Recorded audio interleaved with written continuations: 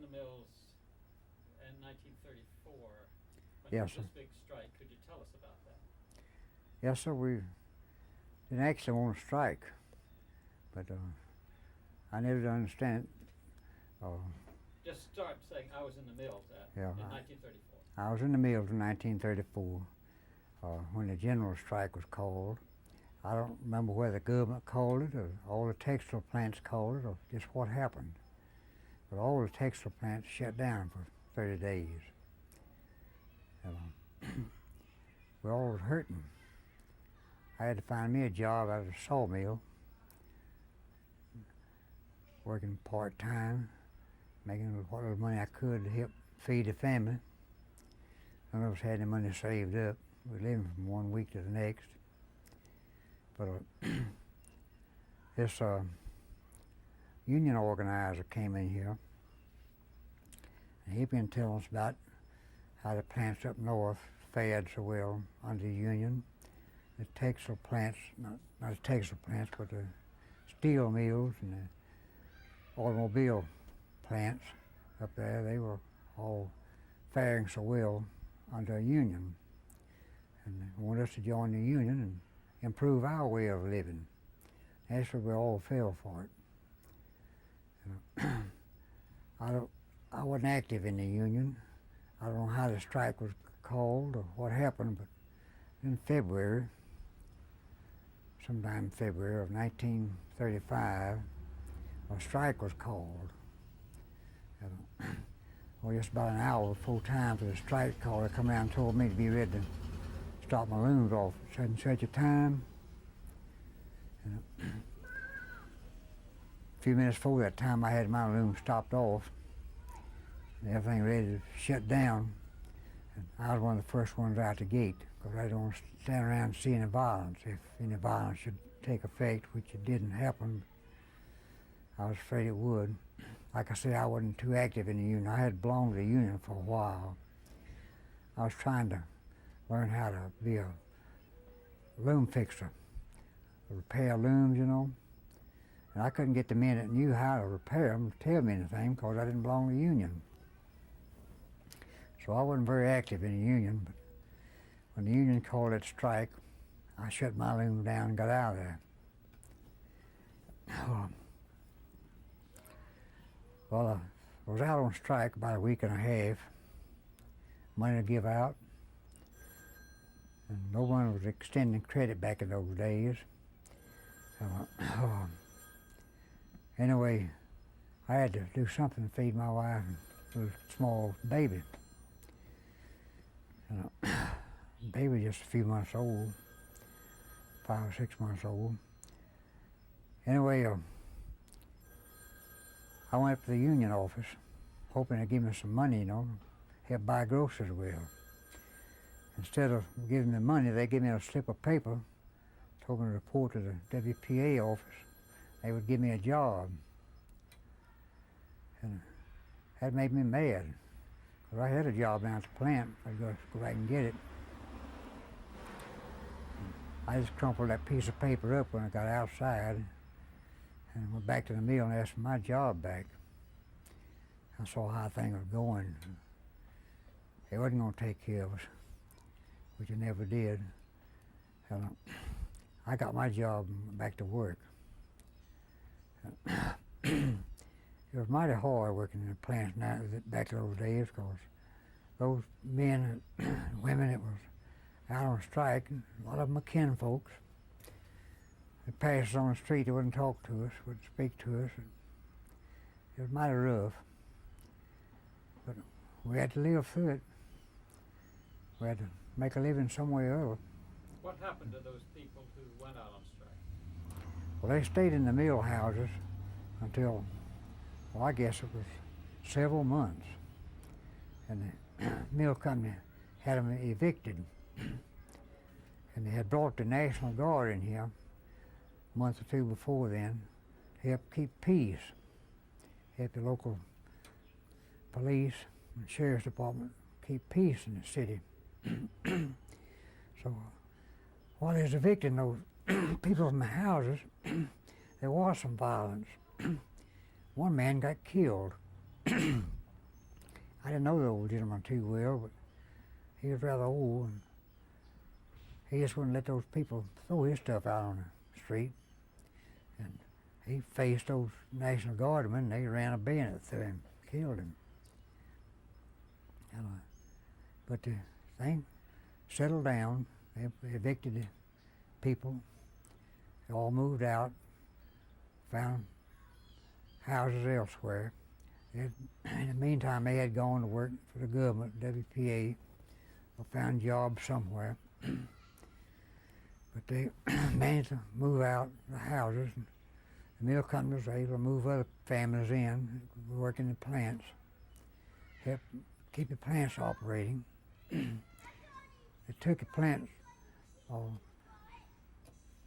2 or 3 years to be able to get where they could kind of see daylight, get people trained, run the jobs, right? All those jobs, it took skilled labor to run them, like weaving, fixing looms, and mechanics in the other departments, operators in the other departments. They were called skilled labor. It took a while to get people in here and train them how to run those jobs and produce quality goods that the mill could sell. The mill company had a hard time standing up under that blow.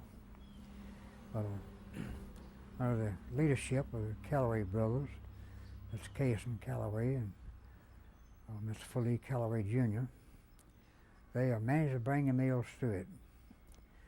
I'm thankful for it because I live here, raised a family here, and educated them. I'm thankful for it. A lot of hardships we endured back during those times, but we endured them. Somehow or other, we endured them, pulled through it, and we have much better working conditions here now. Could you compare working conditions then and now? Yes, sir. Okay, yeah, okay. Okay, compare the conditions now. Back when I first started working the mill, we was only had anywhere from 6 to 12 looms, usually 8 or 10. And began stretching out where they could, one weaver could run more looms, you know. They gradually improved that. Loom fixers, they got where they could handle more looms, keep up more, as they improved their knowledge of looms, you know. And the mill companies improved the working conditions for them. Well, back when I first started working, a young man, everybody would come out with lint all over me every afternoon. And we were all called lint heads. Everybody working in cotton mill was called a lint head. But they have gradually improved that condition now. You see a man come out of a mill now, you don't know where he's been to a dance or been working or what. Did you resent being called a lint head? No, sir. Well, I was raised up on it. I was used to it. I never was in it. Because I knew I was a lint head. I depend on textile mills for a living. But it's just something that people use as a way of typing some people, you know. Now, here's something that you may be responding to. In the late 20s, a lot of younger men who'd been to college came into the mills as engineers. Yes, sir. Do you remember that at all? Could you describe that? Yes, sir. Honey. Okay. Back in those days, to get young men out of the colleges, coming in, take those engineering jobs. They take jobs that people that worked in the plants couldn't run because we didn't have the necessary knowledge how to figure drafts and gears and all this, that, and the other. we didn't resent that because we knew that we had to have somebody to run those jobs. A lot of the mills would work people up a ladder, they call it. So like me, I started in right at the bottom. I worked my way up to supervisor before I went in service. And, they could run jobs like that, but where you had to have a lot of figuring done, it'd take a college graduate to run those. The companies have improved the working conditions so much. Those young engineers come out, they'd work in the plants themselves, you know, and they'd see what was needed, and they'd come in with their ideas, and everybody's ideas put together has amounted to the modern textile plants we have today. But there's no lint on anybody when they come out of the plants today. In fact, you hardly ever see very little lint in the cotton mill nowadays. They have ways of controlling it. Now, back to 34 again. You mentioned took 2 or 3 years to kind of get back in shape. Yes, sir. Could you describe how that changed the factory? I know, for example, you might describe, if it was true here, that they put up fences and guards and so forth and so on. Oh, yes. Mm-hmm. Could you tell about that? Yes, sir. Some mills didn't have fences around them, but when that strike come off in 35, they immediately put up fences around the other plants. That helped keep the unwanted people out. And, I know I used to walk in some of the plants around here, talk to some of kinfolks, walk back out. It can't be done that way now. We weren't allowed to hinder them too much, but we could go in and speak to them, you know, maybe give them some news about the family or something or other, walk back out. Since they got fences up and guards, they had to go through the usual procedure getting in. They know who you want to see and why you want to see them, how important it is. One thing brought that on is the minimum wage. If you pay a minimum wage, he's got to earn that minimum wage or else you lose money on him. Mill companies had that problem to contend with. They had to keep the people on the jobs, keep them working, producing products they could sell, so we could pay them the wages. Now, could you tell us about you are a gardener, aren't you? Yes, sir. Could you tell us about how it was before and after 1934 in terms of the guards? Before 1934, we had no guards around here. There were gate watchmen. When a man got too old to produce in the plant, maybe 60 or 70 years old, they'd give him a job sitting out the gate, just watching the gate. Keep folks from coming in the gate, wasn't supposed to come in. That's all they did, just sit at the gate. They'd open the gates at shift change time, close it when the shift change was over. That was the only job they had to do. But now guards are a lot more complicated. They have more to do. They have to watch, check ID cards, this, that, and the other. They have to check trucks coming in and out the gates, what trucks carry in and out. A lot of difference in it now. Do you recall when they started deputizing people to help guard the mills? Yes, sir. As during the strike, the local police force just didn't have enough manpower to help the plants maintain order around the fences. So the mill company hired these deputies to come in. The sheriff's department deputized them, and they acted as guards around the gates, around the fences. And they had to get them from out of town.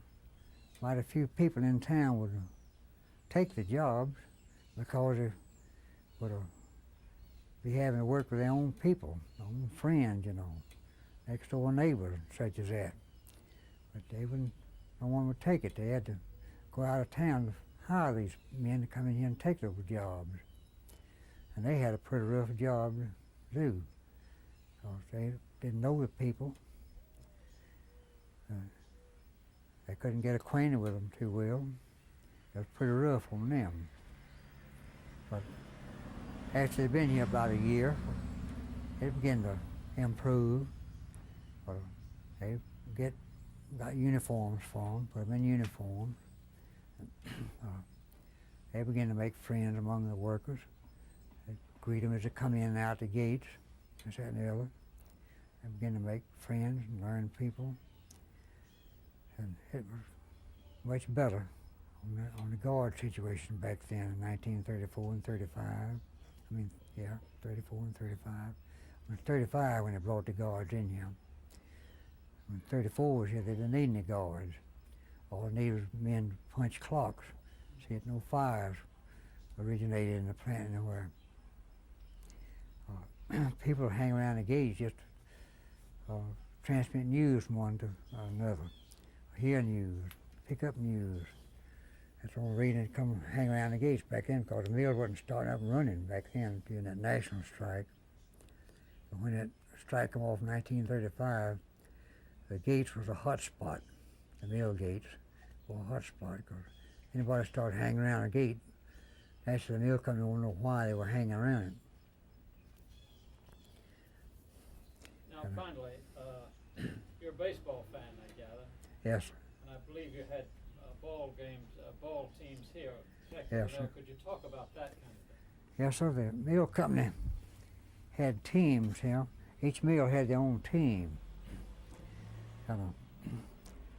Back in the 1920s, we had some baseball teams here that were second only to the Atlanta Crackers, as before the Atlanta Braves, But the Atlanta Crackers were the professional team in Atlanta. But we had teams here that were second only to those Atlanta Crackers.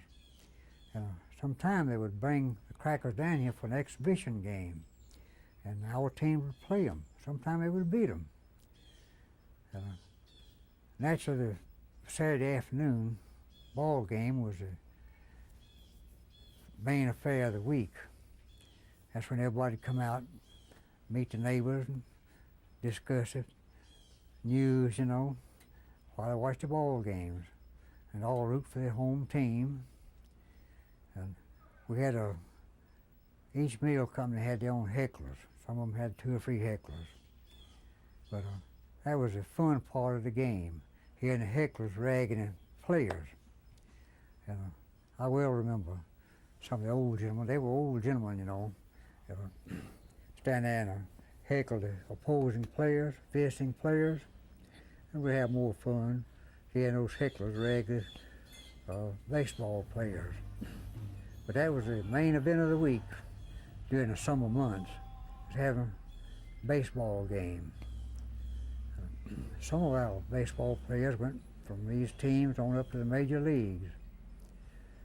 A few of them, they were good players. They went up to major leagues. They made good players. They had a good brand of baseball going here. Now, somebody over in Columbus told me that he played baseball, and so even though he was on a shift, somebody else had to do most of the work. Is there anything to that? Is that what just bragging? Oh yeah, that was true.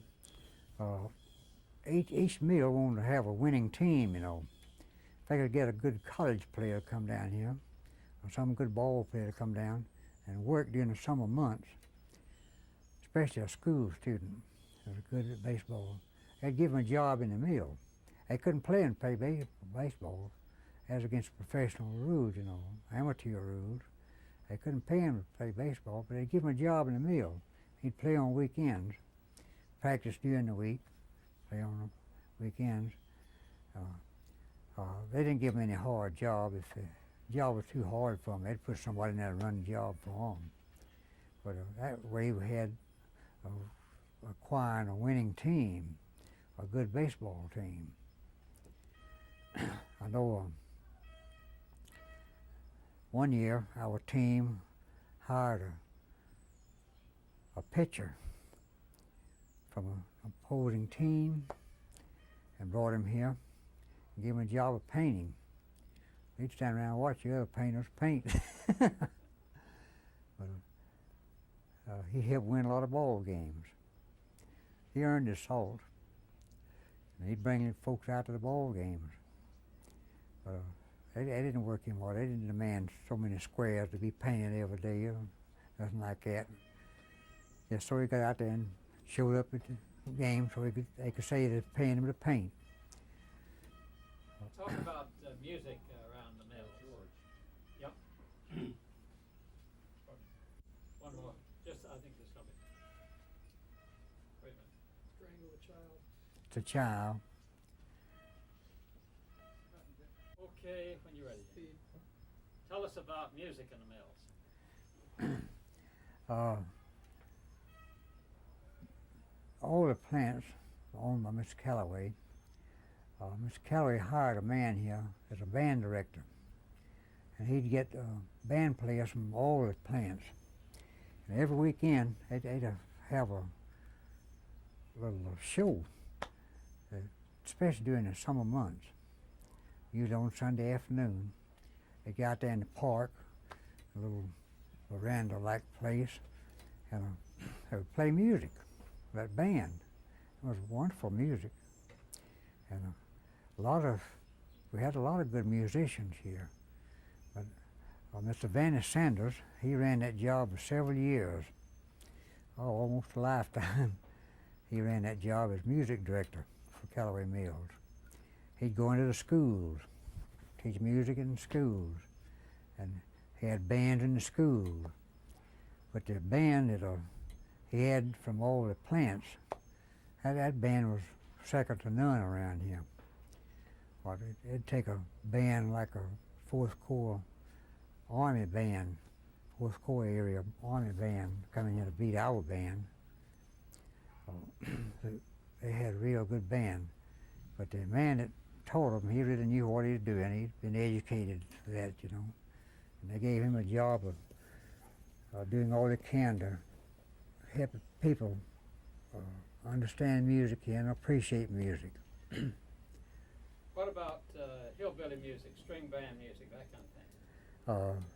That didn't come along until along about World War II. A few people began to get up their own string instruments.